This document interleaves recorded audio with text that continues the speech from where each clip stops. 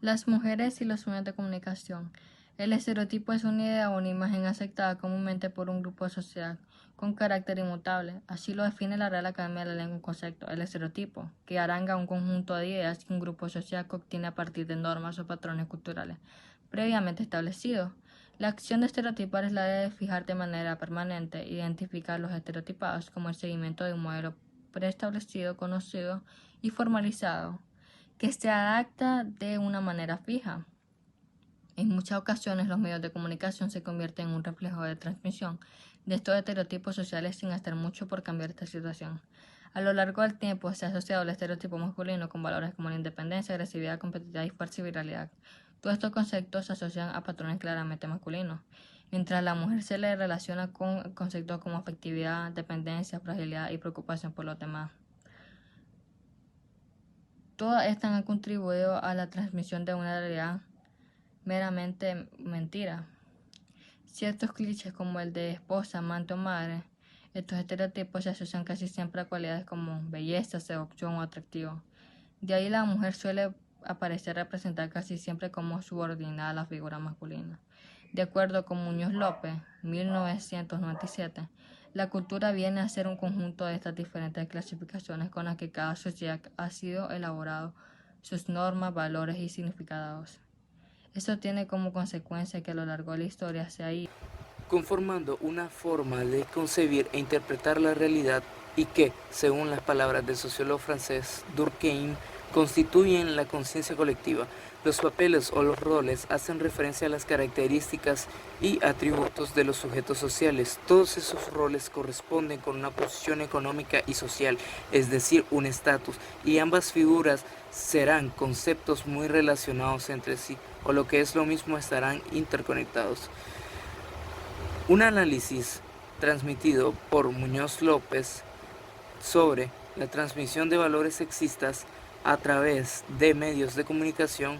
Recordemos que la valoración de si un individuo es sujeto dominante o subordinante han contribuido a factores como la pertenencia de una raza, clase social o la ocupación en una escala laboral económica y su valor de riqueza a este nivel. Pero también el mismo hecho de ser mujer y hombre han tenido una correlación.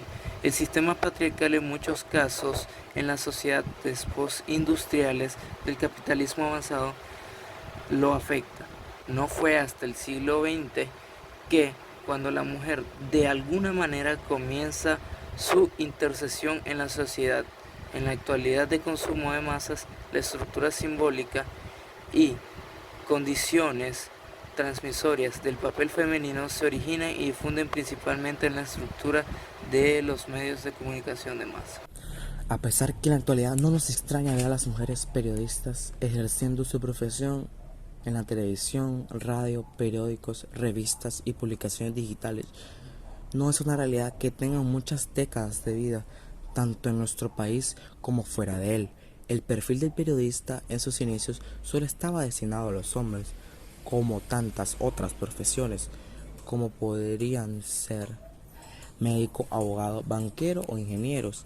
Es por ello que entre los finales del siglo XVII hasta la mitad del siglo XX, las mujeres querían informar o comunicar a través de sus palabras o de sus fotografías de cualquier cosa.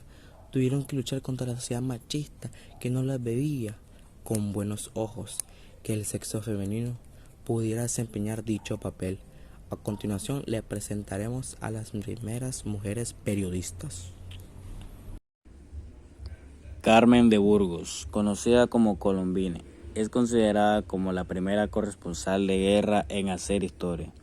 Nació el 10 de diciembre de 1866 en Rodalquilar, en el municipio de Níjar, Almería, y desde bien joven ya demostró no solo su pasión por las letras, con lo que obtuvo a escondidas el título de maestra, sino su deseo de convertirse en una mujer libre, que no dependiera de ningún hombre, ya fuera padre, marido o hijo. Tras un matrimonio frustrado, Carmen de Burgos acabó huyendo a Madrid, junto a su hija María, en 1910. Fue ahí donde comenzó su verdadera vida lejos de Almería, y descubrió una capital en la que, a pesar de que seguían existiendo valores tradicionales y leyes que no favorecían a las mujeres, cada vez eran más abiertas y cosmopolita. Carmen de Burgos empezó a trabajar de maestra y poco a poco comenzó a poner su tinta en diferentes medios como El País, El Globo o ABC, en poemas, consejos, columnas o crónicas, firmando bajo el seudónimo de Colombine. No fue hasta 1909, durante su etapa en el Heraldo de Madrid, cuando empezó a viajar ejerciendo su faceta de periodista. Durante esa época cubrió la guerra entre España y Marruecos, y es así como se convirtió en la primera mujer que estaba en el foco del conflicto bélico, escribiendo de lo que sucedía y mandando sus artículos a España para que fuesen publicados. Además, durante todos esos años luchó por eliminar el adulterio del Código Penal y por una ley de divorcio y del voto femenino en España. Joana Viernes. Si Carmen de Burgos es considerada la primera corresponsal de guerra de la historia de España, Joana Viernes es la primera fotoperiodista española famosa por todo el trabajo que hizo, sobre todo en la década de los 60. Nació en Terrassa en 1935 y falleció en 2018 a los 83 años de edad. Motivada por su progenitor, decidió estudiar en la Escuela Oficial de Periodismo y desde muy joven ayudaba a su padre cubriendo todo tipo de acontecimientos deportivos, inmortalizándolos tras su objetivo.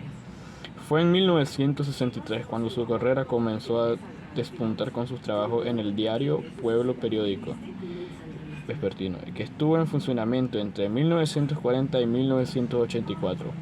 En plena dictadura franquista, en el diario se convirtió en la primera mujer fotógrafa en entrar a trabajar en este medio de comunicación. El resto es historia. Entre sus trabajos más reconocidos han pasado personajes de la talla de Lola Flores, Dalí, Carmen Sevilla, Serrat, los Beatles, Ronald Polanski o Audrey Hepburn. Los fotógrafos disparamos con el corazón. Fue el gran lema de toda tu trayectoria.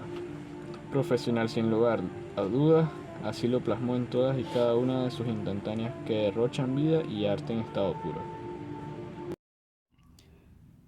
María Morales fue una de las grandes olvidadas de la historia del periodismo, y gran parte de la culpa fue de la dictadura franquista, que silenció e inhabilitó a esta gran creativa y prestigiosa profesional durante la década de los 40 y los años posteriores.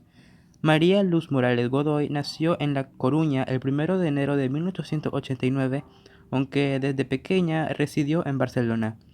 Tras estudiar filosofía, fue en 1924 cuando comenzó a trabajar para La Vanguardia en el Departamento de Cultura, firmando con el seudónimo de Felipe Centeno, hasta que en 1936, tras el estallido de la Guerra Civil Española, la nombraron directora del periódico. Esto supuso que fuese la primera vez que una mujer se pusiera al frente de un periódico de tirada nacional. Tras estudiar filosofía y letras, decidió que se quería encaminar hacia el periodismo, concretamente también conocido en la actualidad como periodismo cultural, siendo una de las primeras mujeres del país en escribir sobre decoración, moda, cine, teatro, estilo de vida, etc.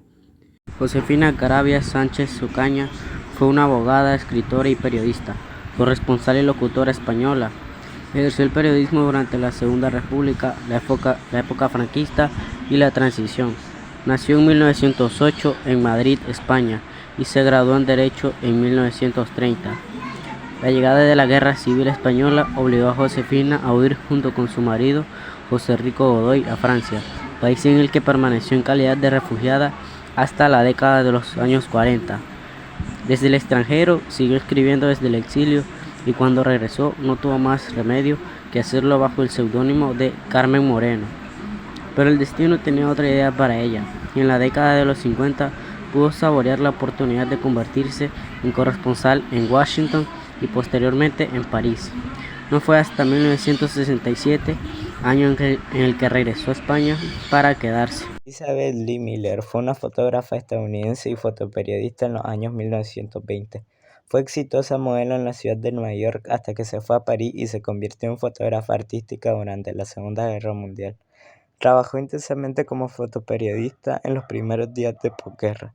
Fotografió niños moribundos en Viena, la vida campesina en Hungría, los cadáveres de oficiales nazis y sus familias, y finalmente la ejecución del primer ministro László Bradossy. Una de las imágenes más icónicas de Miller fue fotografiada por Sherman en la bañera del departamento de Adolf Hitler. Curiosamente, esta fotografía fue tomada el mismo día que Hitler se suicidaba en Berlín. Miller admitiría más tarde que después se bañó en la bañera y durmió en la cama de Adolf Hitler, como burla. Nellie Bly nació un 5 de mayo de 1864 en Pensilvania, Estados Unidos. Era una periodista, escritora y empresaria estadounidense. Fue la primera reportera del periodismo de investigación y pionera del periodismo encubierto. En 1889 rebajó en 8 días el récord de 80 días en dar la vuelta al mundo, narrada por Julio Verne en su novela La Vuelta al Mundo en 80 días. Murió el 27 de enero de 1922 en Nueva York, Estados Unidos, a sus 57 años. Lucía Pineda Guau, posiblemente la mujer periodista más importante a finales del siglo XX y principios del siglo XXI en Nicaragua, en cuanto a política se refiere y periodismo de acción. Estuvo en lugares que nadie quiso cubrir, erupciones, protestas, revueltas, etc. Fue perseguida y exiliada por llevar periodismo de acción. Ha estado en momentos históricos, elecciones, pacificación de Nicaragua, corrupción estatal, etc. Detractora de distintos presidentes, fue socia minoritaria de 100% Noticias y personaje nacional antes de su exilio.